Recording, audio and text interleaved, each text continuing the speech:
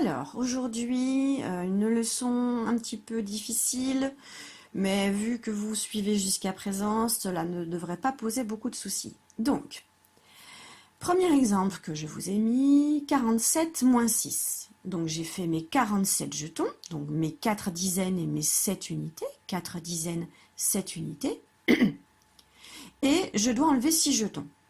Alors, 7 unités, je dois en enlever 6. Si je cache mon 4, il me reste 7 moins 6, ça c'est facile.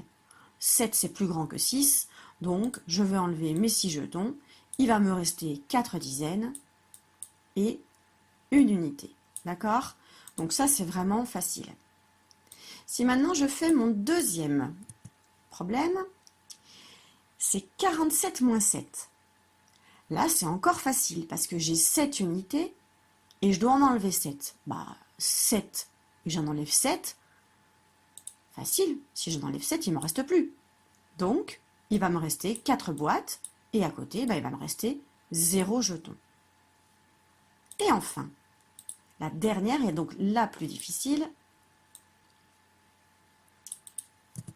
c'est 47 moins 9. Pourquoi elle est difficile? Parce qu'ici, j'ai 7 jetons, je les ai mis là, mais je veux en enlever 9. Comment je vais faire pour en enlever 9? Là, je vais en enlever 7, mais il faut que j'en enlève encore 2. Comment je vais faire pour en enlever 2? Eh bien, je vais être obligée d'ouvrir une boîte, donc de la casser. Donc, ça veut dire qu'il n'y en aura plus 4, il y en aura 3. Et je vais devoir en prendre encore 2, parce que j'en ai enlevé 7.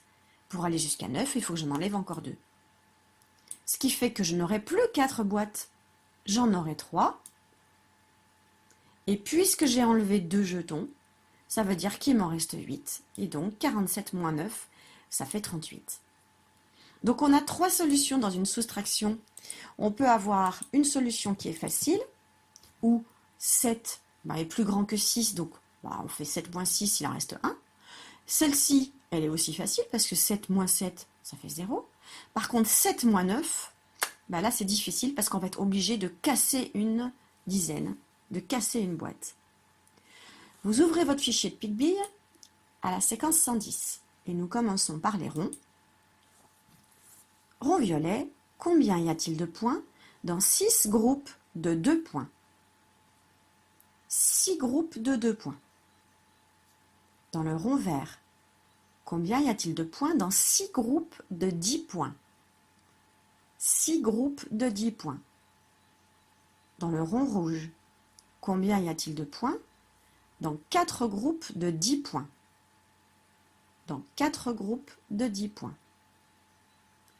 Dans le rond bleu, combien y a-t-il de points dans 5 groupes de 5 points? 5 groupes de 5 points. Et enfin, dans le rond rose, combien y a-t-il de points dans 5 groupes de 2 points? 5 groupes de 2 points. Attention, voici la correction. Nous passons au cadre A, donc on reprend le même principe, sauf que ce ne sont pas les mêmes nombres. Donc ici, voilà, Pic-Bille, il est tranquille, il dit wow, facile, parce que ici on a 5 jetons, on en enlève 2, du coup, ça fait 4 dizaines et 3 unités, ça fait 43. Donc là, il dit facile, fastoche comme vous dites, trop fast. Là, il dit encore facile, c'est encore facile, puisqu'on a 5 jetons et on doit en enlever 5. Facile, regardez, il a enlevé les 5 jetons, du coup, il va lui rester 4 dizaines et 0 unités. Donc, premier cas, c'est facile. Deuxième cas, c'est facile. Le troisième cas où ce n'est pas facile, c'est par exemple quand on a 5 jetons, mais on doit en enlever 8. Donc, qu'est-ce qu'il dit, Pic-Bille? Il dit, j'ai d'abord retiré 5, les 5 qui sont là, et ensuite, il a fallu en enlever encore 3. Donc, il a ouvert la boîte et je vais vous demander de me faire 3 petites croix ici pour bien expliquer que dans ma boîte, j'ai 3 jetons en moins. Alors, je vous conseille de les faire petits parce que si vous les faites grands, vous allez être tenté de voir votre boîte et de vous dire « Oh, finalement, il en reste que 4 ou que 5 ». Non, il ne faudra pas regarder la taille de vos croix, il faudra bien regarder le nombre de croix. C'est-à-dire que vous avez fait 3 croix pour que ça fasse 5, 6, 7, 8. Et donc, dans votre boîte, il va en rester 7. Du coup, il va y avoir 1, 2, 3 boîtes pleines. Et dans cette boîte qui n'est plus pleine, il y en a 7. Donc ce qui va être difficile, en fait, c'est de comprendre que vous aviez 4 boîtes, que vous en avez enlevé. Et quand vous allez recompter les boîtes, il faudra bien faire attention de ne pas compter la boîte que vous avez ouverte. C'est ça qui va être difficile. Comment reconnaît-on les soustractions difficiles à calculer? On reconnaît les soustractions difficiles à calculer quand le nombre des unités du premier nombre est plus petit que le deuxième. 5 moins 8, c'est difficile. Ici, je vais vous demander de me faire une croix devant les soustractions qui vous semblent difficiles. Il y en a 3. Il y a 3 soustractions qui semblent difficiles. Donc, je vais vous demander de me mettre une croix devant chacune. Attention, je vais mettre la réponse. Je vois ici qu'il y a 6 et 4. 6 moins 4, c'est facile. 7 et 7. 7 moins 7, c'est facile.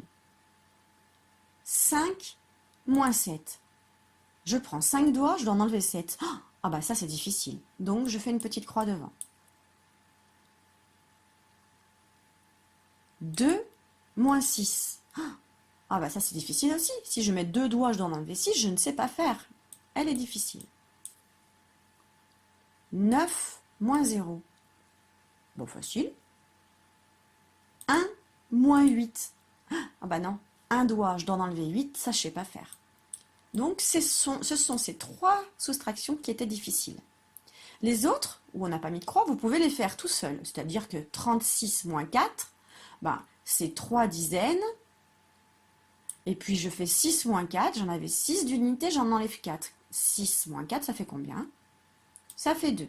Donc les 3 soustractions qui sont faciles, celle-ci et celle-ci, vous pouvez répondre tout de suite.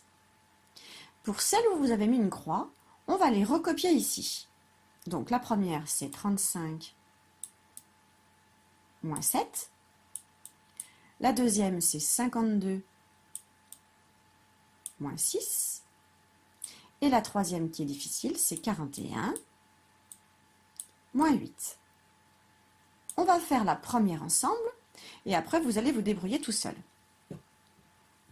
Alors, 35.7. 35, donc je vais dessiner mes 3 boîtes et mes 5 jetons. Et je dois en enlever 7. Donc 7, je vais d'abord en enlever 5, les 5 qui sont là, et je dois en enlever encore combien pour que ça fasse 7? 1, 2, 3, 4, 5, 6, 7. Alors, 6, 7. Alors, vous avez vu, mes croix, elles sont grandes, mais peu m'importe. Je dois juste réfléchir. J'ai 10 jetons dans ma boîte. Si j'en enlève 2, il m'en reste combien? Voilà, il m'en reste 8. On n'a pas l'impression, là, qu'il en reste 8. Mais c'est pas ça qu'il faut regarder. Il faut compter combien il reste de jetons. On a une boîte de 10, on en enlève 2.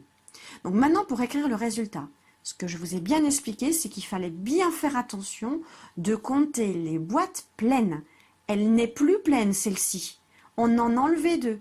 Donc, je dois compter les 2 boîtes pleines ici. 2 boîtes pleines. Ici, il ne m'en reste plus que 8. Du coup, 28, c'est la réponse à 35 moins 7. Si je veux vérifier, je peux faire l'inverse. Je fais 28, je le mets dans ma tête et je rajoute 7. 28 et je rajoute 7. 28, 29, 30, 31, 32, 33, 34, 35. Eh bien oui, donc ça veut dire que je ne me suis pas trompée. Allez, c'est parti.